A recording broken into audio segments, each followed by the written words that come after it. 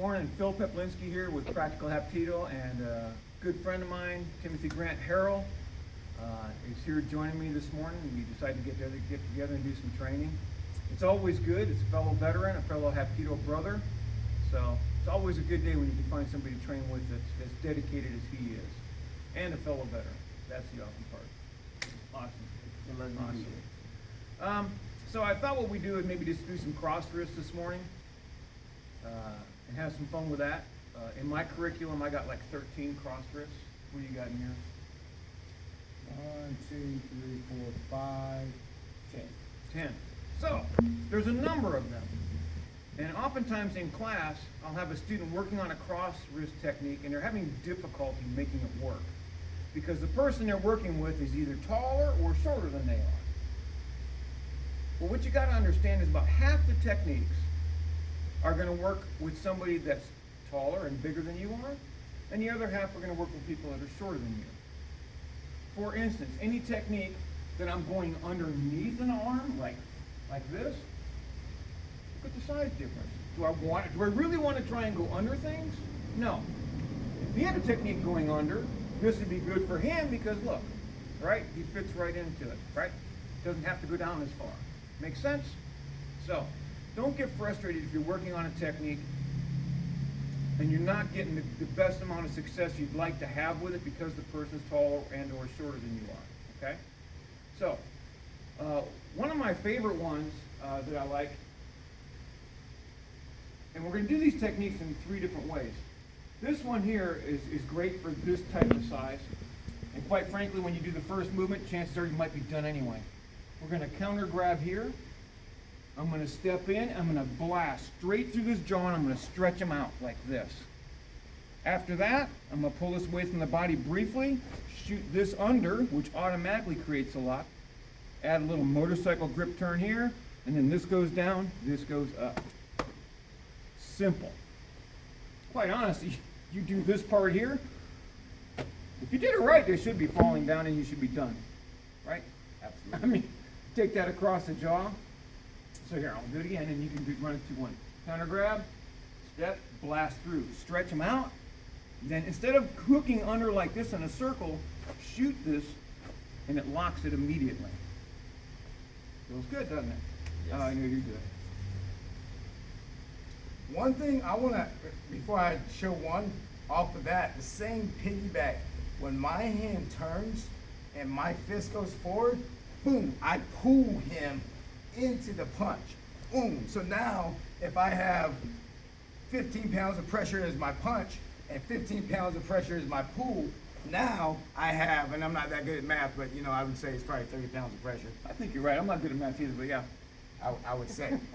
Another good point of this is I don't want to bend. I don't want to find his wrist because now I'm in a wrist lock and I lose power. I just want to go straight down, flush, just like that. You went over, right? Yeah. Okay? So the same thing. If I miss the punch, or if for whatever reason this is a friend, this is someone I just can't legally punch into, I'm going to step, same side, boom, like that, and bring down. Now just like Master Phil said, if he's smaller than me, I'll turn as I come and just bring my hand, boom, to come through. Same way. Beautiful. Beautiful. See how well that worked out? Awesome. So that was our cross wrist 4. Another great cross wrist, there's a lot of different, let me back up.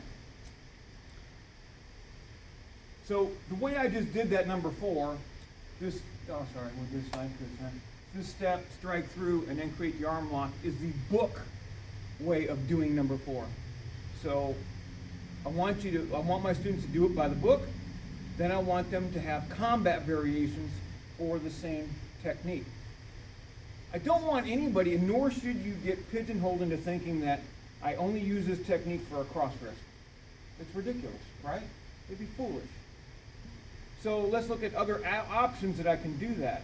So maybe he's got this finger up here on my face. Then I take this here, boom, blast through, and am I not into the same basic technique? It wasn't from a wrist grab, right? I latch onto it and then continue with the technique. I could potentially even just offensively grab that and strike and go straight into it. Or maybe he's here and he's arguing with one of my friends or something like that, and I come over the top. And then I use that as an escort, drag them towards the door as quickly as I can. If you're going to use something for an escort and you lock somebody up, don't just stand there, get moving. Move quickly so they're on their toes, they can't catch up with you, and it'll work out that way. So, learn the book method of doing a technique, then combat applications, which is aggressively, preemptively striking potentially, something like that. Okay, now we can go to the next one. This is called an S-lock, a Z-lock, a two-way torque. I've heard so many people call it so many different things, and I've seen this done in so many different ways. So there's way more than one way to skin a cat on this technique. But one thing that's critically important is I got to make contact with this part of his wrist with this hand. If I don't do that, he's going to beat me. So one of the ways that I found that this one really works best is if I say hi first, which means point my palm at him, then all I do is trap the fingers here, and that lock is solid.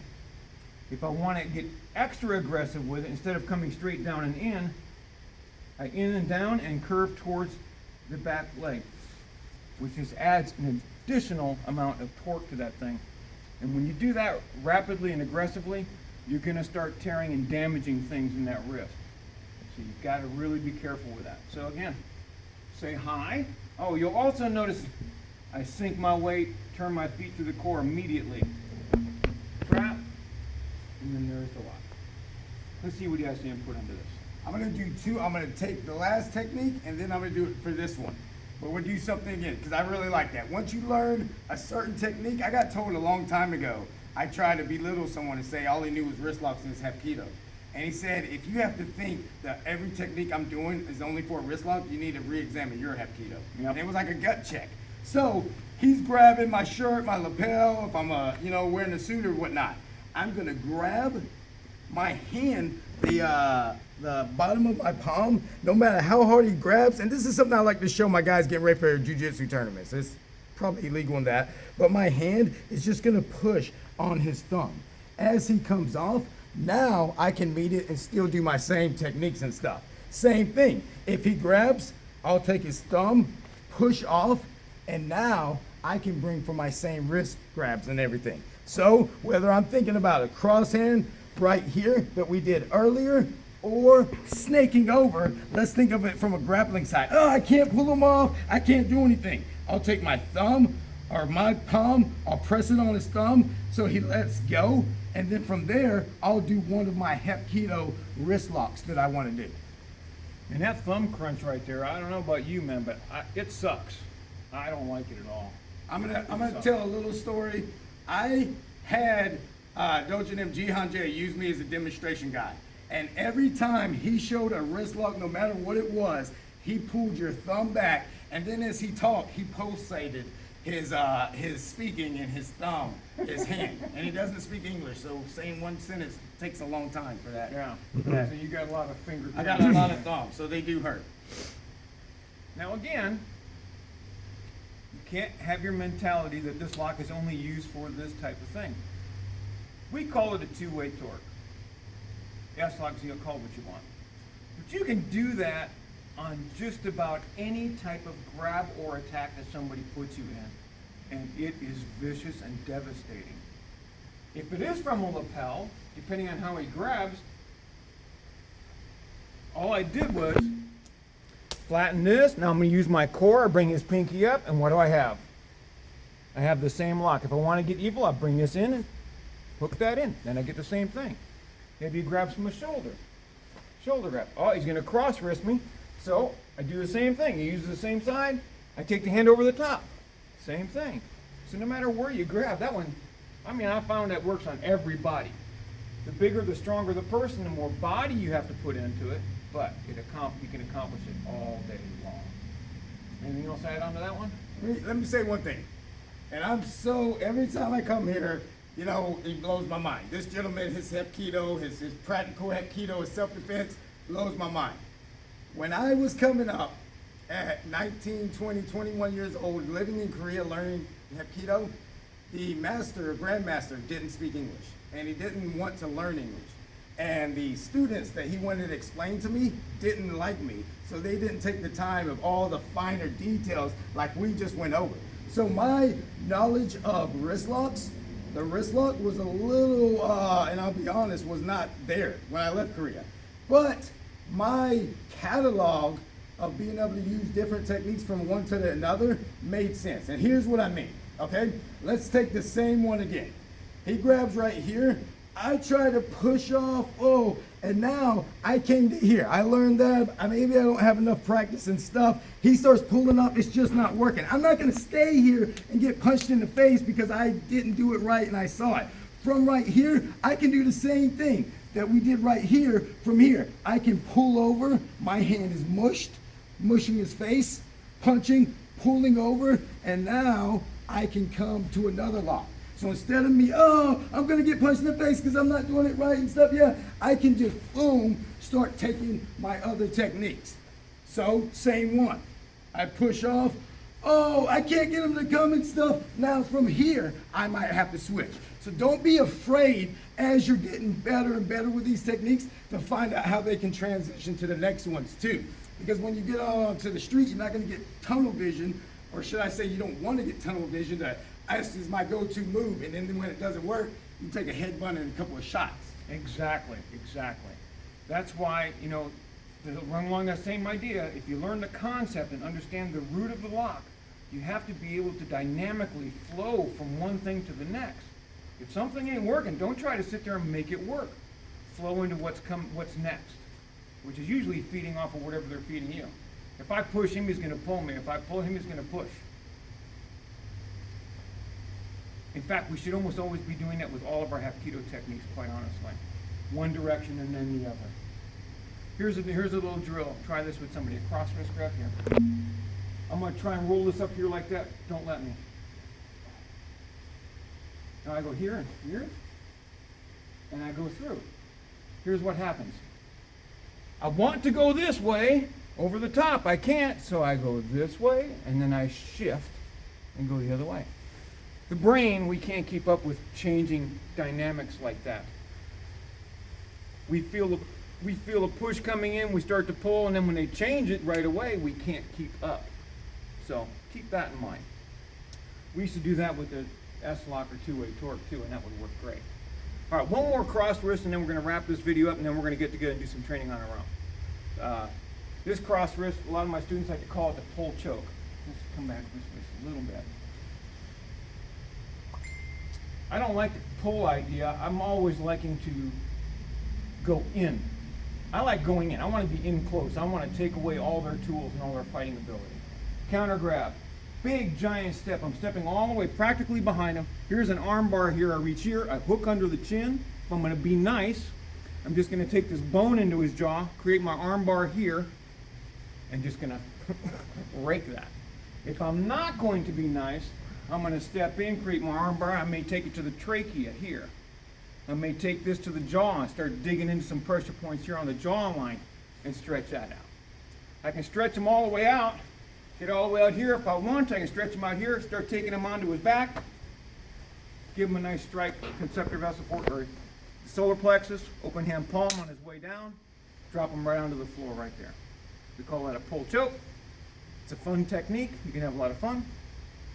Maybe with COVID, you don't want to get around somebody's face. I don't know. Wash your hands. You'll be fine. Anything you want to add onto that one, or do you do that one? Last thing I want to say, and it's for a lot of them we've seen. I used to get in a lot of arguments because one of my instructors was a big, not a fan of pain compliance. And he came from a kickboxing background, and he'd taken a lot of nut knees and stuff, and he said he could take a knee to the nut. So he said pain compliance doesn't work. But I'm here to tell you, maybe not to the balls, but if you start hurting people's wrists and their elbows and shoulders, they're gonna move. So the same thing, as we turned it here and we said we were gonna punch or mush, that would make this come up a little bit. As I turn, a little bit more pain compliance. Now, from there, if I'm getting right there and I'm like, I need him to move, I start using my chest. My hand comes back, my chest comes out, this one comes back, and he straightens out for me. I really need you to straighten out your arms so I can get this lock. Yeah, it's hard. I'll just use other parts of pain compliance that will make him stretch out for me. So if you get into a tussle and stuff, start thinking, what's gonna make this guy straighten out? Maybe if I take his shoulder or his elbow, what do I have to use if both my hands are tied up? I have my chest right there. Yep, excellent.